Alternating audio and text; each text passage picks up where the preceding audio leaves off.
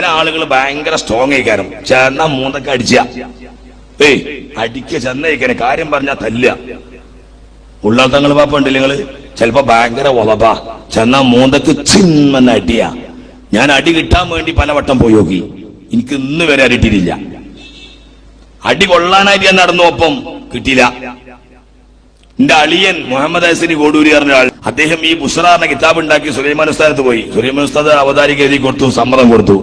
ഉള്ളാത്തങ്ങത്ത് പോയി ചെന്നകാണ്ട് പറഞ്ഞേക്കനെ കിതാബിന് അവതാരിക എന്ന് പറഞ്ഞേക്കനെ കൊടുത്തു. മൂന്നക്കടി കിട്ടി, മൂന്നക്കടി ഇങ്ങോട്ടാ കിതാബ് എഴുതി കൊടുത്ത്. അങ്ങനെ മുഹമ്മദ് ഹസനി ഇയാസുല്ല എന്നൊക്കെയാണ് സുലൈമാൻ ഉസ്താദിനോട് പറയാ, ഞാൻ ഉള്ളാത്തങ്ങത്ത് പോയി, എനിക്ക് ഇന്നലെ അടി കിട്ടി.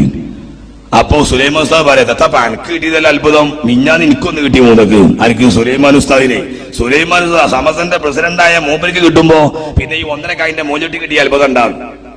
അപ്പൊ ആ അടി കിട്ടിയാൽ നമുക്ക് നല്ലതാ.